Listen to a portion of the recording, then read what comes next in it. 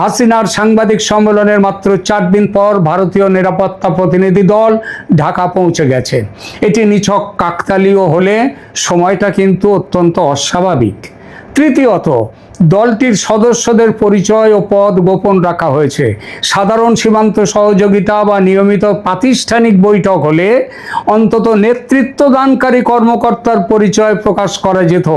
এই গোপনীয়তা ইঙ্গিত দেয় আলোচনার বিষয় রাজনৈতিকভাবে সাধারণ নয়, বরং অত্যন্ত বিস্ফোরক। চতুর্থত, এই দলটি যদি ডিজিএফআই এর আমন্ত্রণেই গিয়ে থাকে, তার অর্থ তারেক সরকার অন্তত আলোচনা করতে রাজি হয়েছে। ঢাকা যদি হাসিনার প্রত্যাবর্তনকে সম্পূর্ণ অগ্রহণযোগ্য মনে করত, তাহলে ভারতীয় নিরাপত্তা কর্মকর্তাদের সঙ্গে তার নিরাপত্তা নিয়ে আলোচনায় বসার কোনো প্রয়োজন ছিল না। কি নিয়ে কথা হচ্ছে তাহলে? হাসিনার ফেরা বলতে শুধু দিল্লি থেকে একটা বিমানে উঠলেন এবং ঢাকায় পৌঁছে গেলেন, এটা বোঝায় না। পাঁচটা জটিল প্রশ্নের উত্তর তার বিমানে ওঠার আগেই ঠিক করতে হবে। প্রথম কথা, তিনি কোন আইনি পরিচয় ফিরবেন? স্বেচ্ছায় আত্মসমর্পণকারী অভিযুক্ত হিসেবে, ভারতের হাতে প্রত্যর্পিত ব্যক্তি হিসেবে, নাকি রাজনৈতিক সমঝোতার অধীনে প্রত্যাবর্তনকারী প্রাক্তন প্রধানমন্ত্রী হিসেবে তিনি ফিরবেন? এই তিনটির আইনি ও রাজনৈতিক ফলাফল সম্পূর্ণ আলাদা। ঢাকা বিমানবন্দর থেকে তাকে কে হেফাজতে নেবে? বাংলাদেশ পুলিশ, বিশেষ নিরাপত্তা বাহিনী, সেনাবাহিনী, না কোনো যৌথভাবে নির্ধারিত ইউনিট? ভারতের কাছে এটা কিন্তু সবচেয়ে গুরুত্বপূর্ণ তাৎক্ষণিক প্রশ্ন। কে তার হেফাজত নেবে? তাকে কোথায় রাখা হবে এটাও আর একটা বড় ব্যাপার। সাধারণ কারাগারে, বিশেষ সুরক্ষিত কারাগার, সামরিক নিয়ন্ত্রিত স্থাপনা যেমন ক্যান্টনমেন্টে, হাসপাতাল, না গৃহবন্দিত্ব? প্রতিটি বিকল্পের নিরাপত্তা ও রাজনৈতিক অর্থ আলাদা আলাদা। এরপর আদালতে হাজিরা ও মৃত্যুদণ্ডের কি হবে? হাসিনা মৃত্যুদণ্ডের মুখোমুখি। ভারত যদি তার নিরাপদ প্রত্যাবর্তন চায়, তবে দিল্লি নিশ্চয়ই চাইবে তাকে তৎক্ষণ যেন মৃত্যুদণ্ড কার্যকরের ঝুঁকিতে তাকে না পড়তে হয়। অর্থাৎ আপিল, পুনর্বিচার এবং আইনজীবীর সুযোগ নিশ্চিত থাকবে। যাকে বলে ফেয়ার ট্রায়াল, সেটা নিশ্চিত করতে হবে তারেক রহমান সরকারকে। এরপর আসছে রাজনৈতিক সহিংসতা, যেটা শেখ হাসিনা দেশে ফিরলে হবে, সেটা কিভাবে ঠেকানো হবে? শেখ হাসিনা দেশে ফিরলে বিমানবন্দর, আদালত ও কারাগার ঘিরে আওয়ামী লীগ সমর্থকদের বড়সড় জমায়েত হবেই। বিক্ষোভ এবং তার পাল্টা বিক্ষোভও হতে পারে। জামাত, এনসিপি বড় কিছু করতে চাইবে, সে প্ল্যান তারা করছে। এমনকি হাসিনার উপর হামলাও করে দিতে পারে তারা। তাকে বহনকারী গাড়ি বহরে আক্রমণ হতে পারে, কিংবা বন্দি দশায় তার ক্ষতির চেষ্টা হতে পারে। তেমন ঘটলে ঘটনা বাংলাদেশকে ভয়াবহ অস্থিরতার মধ্যে ঠেলে দেবে। অর্থাৎ ভারতীয় কর্মকর্তারা শুধু একজন ব্যক্তির দেহ রক্ষার ব্যবস্থা নিয়ে আলোচনা করছেন না, তারা রিটার্ন প্রোটোকল, যাত্রাপথ, হস্তান্তর, হেফাজত, আদালত, বাসস্থান, চিকিৎসা, যোগাযোগ এবং জনসমাবেশ নিয়ন্ত্রণ, এই সমস্ত নিরাপত্তা কাঠামো নিয়ে কথা বলতে ভারতীয় গোয়েন্দারা গেছেন ঢাকায়। নয়াদিল্লির সাউথ ব্লকে আর একটি প্রশ্ন খুব ঘুরপাক খাচ্ছে এখন। সেটা হলো, ভারতীয় নিরাপত্তা কর্মী তারা কি হাসিনার সঙ্গে ঢাকায় যেতে পারেন? তাত্ত্বিকভাবে নিশ্চয়ই যেতে পারে। সীমিত সংখ্যক ভারতীয় নিরাপত্তা কর্মকর্তা বিমান বাংলাদেশে পৌঁছানো, ঢাকায় সেখানকার অথরিটির হাতে তাকে পৌঁছে দেওয়া পর্যন্ত তার সুরক্ষা দিতেই পারেন। কিন্তু বাংলাদেশের ভূখণ্ডে তারা স্বাধীনভাবে সশস্ত্র নিরাপত্তা পরিচালনা করতে পারেন না। তার জন্য তারেক সরকারের স্পষ্ট অনুমতি এবং লিখিত কার্যবিধি প্রয়োজন, আর সেই ব্যাপারেও কথা বলতে এরা গেছেন। সুতরাং ভারতীয় কমান্ডো বাংলাদেশে নেমে হাসিনাকে নিরাপত্তা দেবে, এমন দাবি এই মুহূর্তে করা ঠিক হবে না। তবে জানা যাচ্ছে তারেক সরকারের অনুমতি নিয়ে ভারতীয় কমান্ডোরা যাতে শেখ হাসিনার সঙ্গে থাকতে পারে সে ব্যাপারে আলোচনা করবেন ভারতের ভারতের যে গোয়েন্দারা গেছেন তারা, এবং তাদের ফিডব্যাক নিয়ে তারেক রহমানের সঙ্গে এ ব্যাপারে কথা বলবেন ভারতীয় রাষ্ট্রদূত। এই কথা প্রথমে ডিজিএফআই স্তরে হবে, পরে তারেক রহমান ও দীনেশ ত্রিবেদীর মধ্যে আলোচনায় এই প্রসঙ্গ আসবে। সব মিলিয়ে ভারতের চাহিদাগুলো তাহলে কি? বাংলাদেশের একটি পরীক্ষিত বিশেষ ইউনিট তাকে গ্রহণ করবে, ভারতীয় লিয়াজো অফিসার্স তার নিরাপত্তা ব্যবস্থা পর্যবেক্ষণ করবেন, হাসিনার অবস্থান ও চিকিৎসা সম্পর্কে দিল্লিকে নিয়মিত তথ্য দেওয়া হবে, তার প্রাণহানি বা বেআইনি আচরণ না হওয়ার নিশ্চয়তা ঢাকাকে লিখিতভাবে দিতে হবে, এবং তারেকের সামনে এসব মেনে নেওয়া ছাড়া পথ নেই। কারণ আমেরিকা ও ভারত যৌথভাবেই শেখ হাসিনার ফিরে যাওয়ার ব্যাপারটা দেখছেন। আমেরিকার মত নিয়েই ভারত এই ব্যাপারগুলো তৈরি করেছে। সেটা ভালোভাবে বুঝিয়ে দিয়ে গেছেন বাংলাদেশকে সার্জিও গোর মাত্র কদিন আগে। ক্ষমতা গ্রহণের পরে ভারত তারেক রহমানকে সহযোগিতার সুযোগ দিয়েছিল, কিন্তু তিনি চীন ও পাকিস্তানকে সঙ্গে দ্রুত সম্পর্ক বাড়িয়ে দিল্লিকে দূরে রেখেছিলেন। সম্ভবত তার হিসাব ছিল ভারত শেষ পর্যন্ত নতুন রাজনৈতিক বাস্তবতা মেনে নেবে এবং হাসিনা প্রশ্নে পিছিয়ে আসবে, কিন্তু ঘটনা প্রবাহ উল্টো দিকে গেছে। ভারত হাসিনাকে প্রত্যর্পণ করেনি, তাকে দিল্লিতে প্রকাশ্যে সাংবাদিকদের সঙ্গে কথা বলতেও বাধা দেয়নি, যদিও বাংলাদেশ তার যথেষ্ট চেষ্টা করেছিল।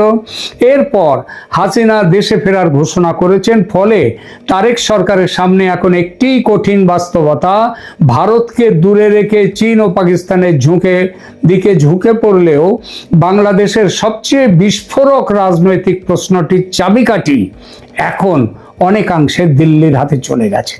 এই কারণেই আগে যে দীনেশ ত্রিবেদীর সঙ্গে সাক্ষাতে পিছিয়ে যাচ্ছিল তারেক সরকার, এখন সেই সাক্ষাৎ জরুরি হয়ে উঠেছে। তারেক রহমান এতদিনে বুঝেছেন ভারতকে উপেক্ষা করে হাসিনার প্রত্যাবর্তন ঠেকানো বা সেটা নিয়ন্ত্রণ করা দুটোর কোনোটাই সহজ নয়। দিল্লির সম্ভাব্য বার্তা আর কি হতে পারে? ভারত সম্ভবত সরাসরি বলছে না যে হাসিনাকে আবার প্রধানমন্ত্রী করুন, তবে এটা বলতেই পারে, কিন্তু এই মুহূর্তে বলছে না। বলতে পারে এই জন্যই যে হাসিনা পদত্যাগ করেননি এবং 24-এর যে 5ই আগস্টের পর থেকে বাংলাদেশে যা কিছু ঘটেছে সেটা পুরোপুরি অসাংবিধানিক। সুতরাং ভারতের বার্তা আরও এই মুহূর্তে বাস্তববাদী হবে। হাসিনা বাংলাদেশের নাগরিক, তার দেশে ফেরার অধিকার অস্বীকার কেউ করতে পারেন না। তাকে হত্যা, গুম বা অপমানজনক আচরণের ঝুঁকিতে ফেলা চলবে না। বিচার হলে তা স্বচ্ছ, আপিলযোগ্য এবং আন্তর্জাতিকভাবে গ্রহণযোগ্য হতে হবে। আওয়ামী লীগের লক্ষ লক্ষ সমর্থককে অনির্দিষ্টকাল রাজনৈতিক ব্যবস্থার বাইরে রাখা যাবে না। বাংলাদেশের মাটি ভারত বিরোধী শক্তি বা পাকিস্তানি জঙ্গি নেটওয়ার্কের জন্য আর ব্যবহার করা যাবে না, ভারতের কথায় স্পষ্ট বুঝিয়ে দিয়ে আসবে। এর বিনিময়ে ভারত তারেক সরকারকে অস্থিতিশীল করার পথে হাঁটবে না এই মুহূর্তে, এবং দ্বিপক্ষীয় সহযোগিতা পুনরায় বাড়াবার কথা ভারত মেনে নেবে। এখানেই গোয়েন্দা প্রতিনিধি দল এবং দীনেশ ত্রিবেদীর বৈঠক একই বৃহত্তর প্রক্রিয়ার দুটো অংশ হয়ে ওঠে। একই প্রক্রিয়ার গোয়েন্দারা নিরাপত্তার কাঠামো ও ঝুঁকি নির্ধারণ করছেন, হাই কমিশনার রাজনৈতিক সম্মতি আদায়ের চেষ্টা করছেন। তারেক সরকারের আসল ভয়টা কোথায়? তারেক সরকারের ভয় কেবল হাসিনার প্রত্যাবর্তন নয়, তার ভয় হাসিনার নিরাপদে ফিরলে সেটি আওয়ামী লীগের ব্যাপক পুনরুত্থানের সূচনা হয়ে উঠতে পারে।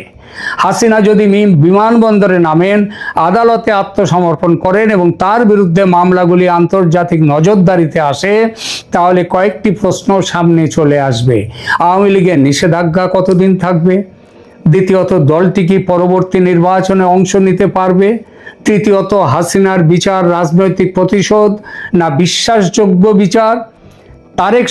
চতুর্থ, তারেক সরকারের ভারত নীতি কি বাংলাদেশকে অপ্রয়োজনীয়ভাবে বিচ্ছিন্ন করেছে?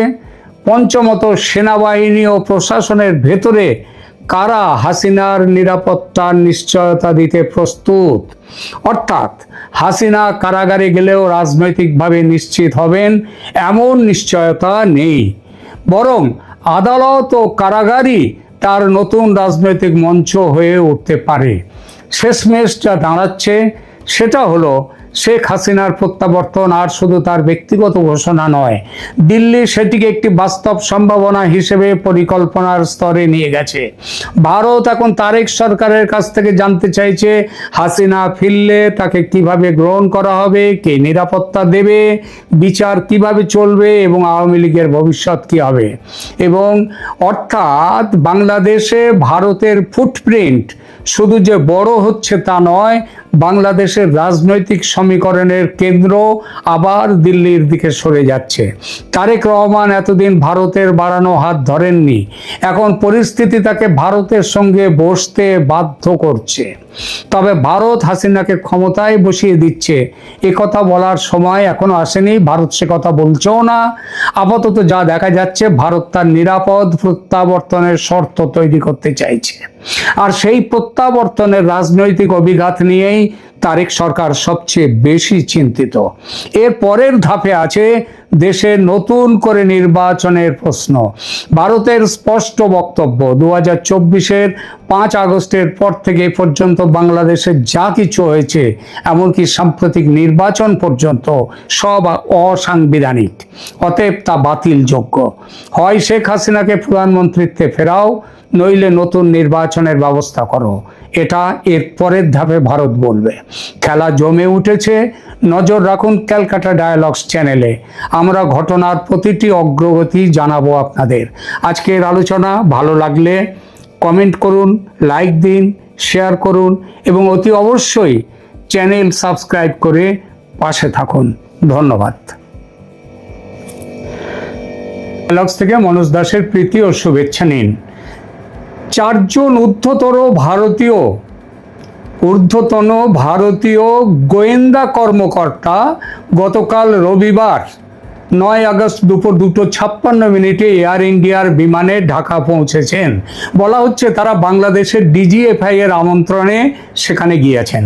ডিজিএফআই মহানির্দেশক, আপনাদের হয়তো মনে আছে, গত মার্চ মাসে দিল্লি সফরে যান। সেই হিসেবে ভারতের গোয়েন্দারাও এবার ঢাকা এলেন। তো প্রায় 5 মাসের মাথায় তারা ঢাকা এলেন, 5 মাসের মাথায়। ঢাকার সূত্র বলছে এটা কোনো বিশেষ সফর নয়, এটা রুটিন সৌজন্য সফর। সৌজন্য এখন বলে কি কিছু আছে এখন দুই দেশের মধ্যে যে সৌজন্য সফর করতে হলো? সুতরাং সৌজন্য সফরের গল্প নয়। আর রেসিপ্রোকাল ভিজিট মানে আগে আমরা গেছি সেই জন্য এখন ভারত এসছে, এরকম ব্যাপারও নয়। কারণ প্রশ্ন উঠছে, ভারত ও বাংলাদেশের মধ্যে সৌজন্যের ব্যাপারই নেই বর্তমানে।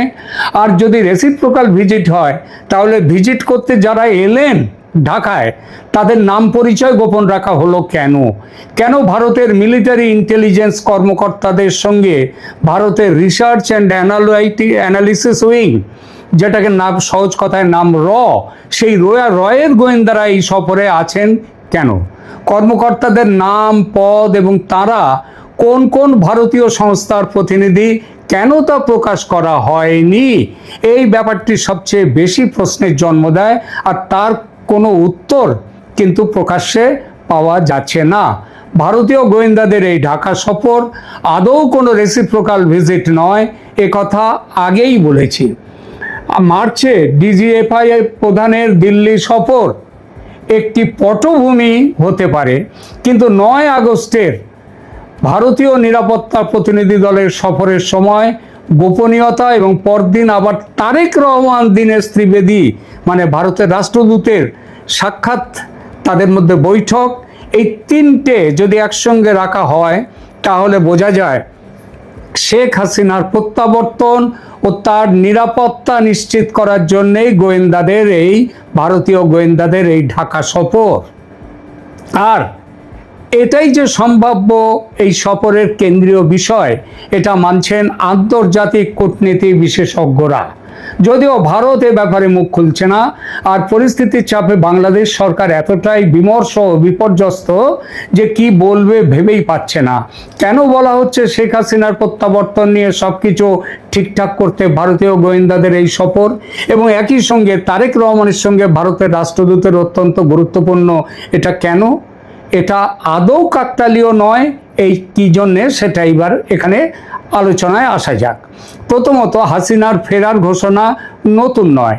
10ই জুলাই তিনি রয়টার্সকে জানিয়েছিলেন ডিসেম্বর নাগাদ তিনি কয়েকজন বরিষ্ঠ বা জ্যেষ্ঠ আওয়ামী লীগ নেতাকে সঙ্গে নিয়ে বাংলাদেশে ফিরবেন এবং আদালতে আত্মসমর্পণ করবেন। সে সময় তিনি স্পষ্ট বলেছিলেন ঢাকা সরকারের সঙ্গে তার কোনো যোগাযোগ হয়নি।